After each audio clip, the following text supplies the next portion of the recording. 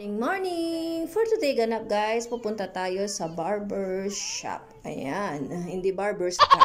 So ayan guys, dahil wala akong pasok ngayon, half day ako.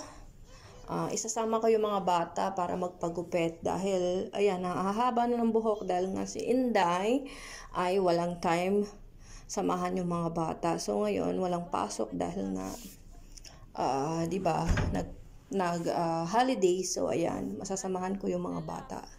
So ayan, malapit lang guys sa aming unit.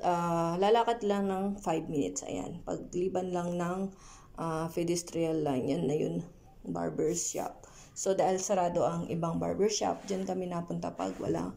So ayan guys, so nandyan na kami dahil wala kaming appointment. Ayan ang nangyari, maghihintay kami dahil marami silang may appointment. So hindi pwedeng pumasok sa loob dahil marami sa loob. Dahil alam naman ninyo is nag-pandemic din. So ayan, wait lang kami habang nagtititsura. So ayan guys, sa abang paghihintay, nagugupitan na din si Gavin. So ayan,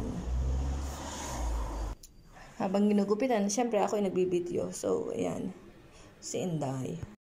Ayan, ginugupitan na din si Gavin. So, ayan, si Inday naman ay nagbe-video. So, ayan, pauwi na kami guys. Natapos din. So, sa abang paghihintay, ayan na. Paakyat na kami. So, see you next video. Magpapaalam na kami. Bye-bye!